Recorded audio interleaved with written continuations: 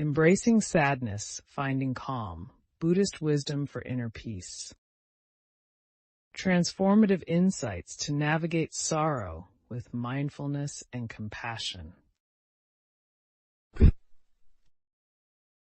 In times of sadness, the wisdom of Buddhism offers profound tools for self-exploration and healing.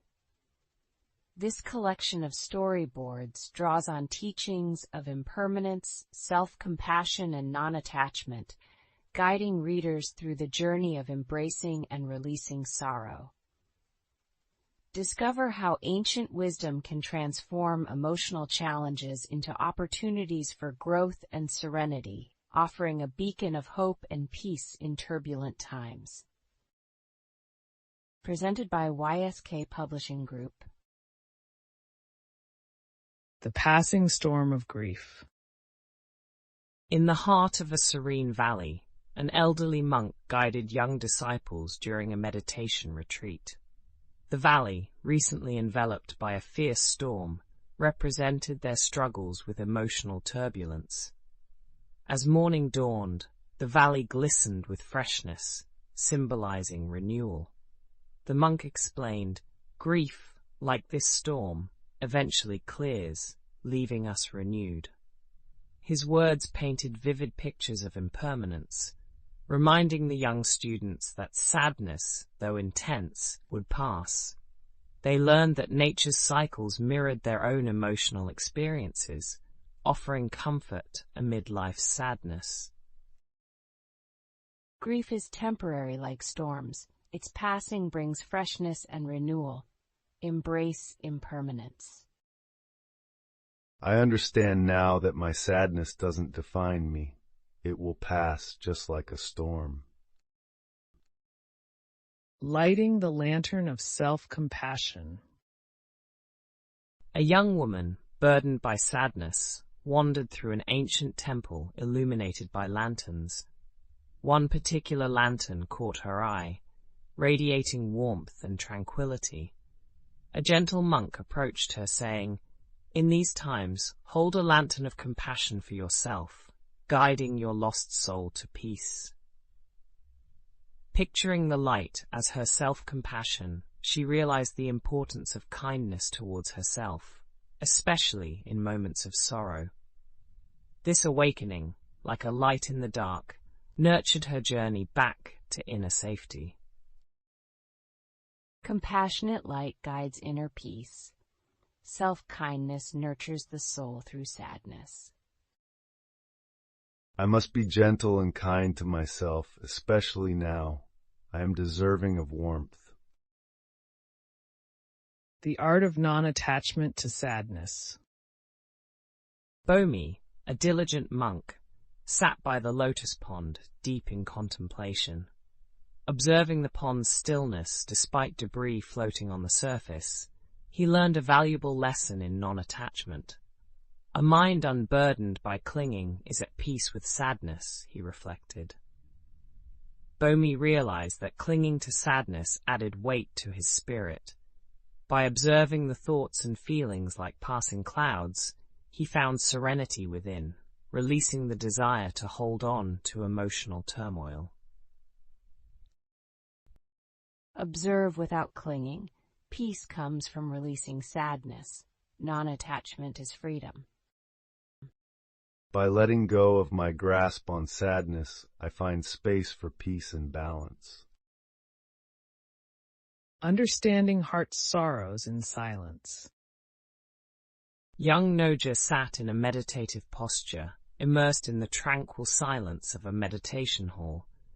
Here her heart unveiled its sorrows, each like a gentle echo in the vast expanse of stillness. Her meditation brought insights. Understanding and acceptance softened each sorrow, like waves lapping at the shore. Through quiet observation, she learned to hold her sadness lightly, releasing its burden and embracing her sorrows as part of life's journey. Meditation reveals sorrow's truth. Hold feelings lightly, embracing understanding and peace. In silence, I am present with my sadness, gently acknowledging its presence without judgment. Blooming joy from muddy depths.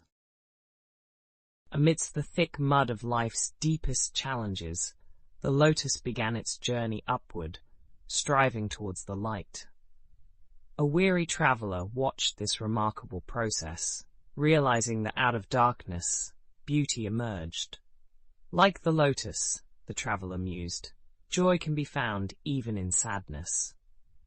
This revelation inspired the traveler, showing that from the deepest sorrows, strength and joy could bloom, offering hope and resilience against adversities. From sorrow, joy blooms like a lotus. Sadness transforms into strength and growth. Even in my darkest hours, I hold the potential for joy and profound growth. Awareness, the first step to liberation. During a profound teaching session, a revered monk spoke of the nature of suffering. To end suffering, we must first understand it, he said. This enlightened perspective resonated deeply with Jin, who had been grappling with unrecognized sadness. By fully acknowledging his suffering, Jin realized the path to alleviation began with awareness, acceptance, and allowing space for his emotions, liberating him from their hold. Awareness of suffering opens the path to its end. Understanding begins liberation. I accept my sadness as a part of me, beginning my healing journey from here. Letting sadness drift like clouds. On an open field, Tashi lay back, gazing at the sky. He watched the clouds float by, each representing a fleeting emotion. Inspired by their ephemeral nature, Tashi realized he could allow his sadness to drift without resistance. This gentle acceptance of the natural flow brought unexpected peace, teaching him that by not holding tightly to his emotions, his inner storm would eventually calm. Like clouds drifting, let sadness pass. Non-attachment leads to peace. My emotions are just like clouds, transient and ever-changing. I feel liberated. The warmth of loving kindness meditation. In the quietude of a dawn lit by hope, the temple resonated with chants of loving kindness. Practitioners sat in harmony, sending warmth first to themselves, then to the world. By extending kindness towards his own sadness, Ravi experienced its grip soften, like morning frost beneath a rising sun.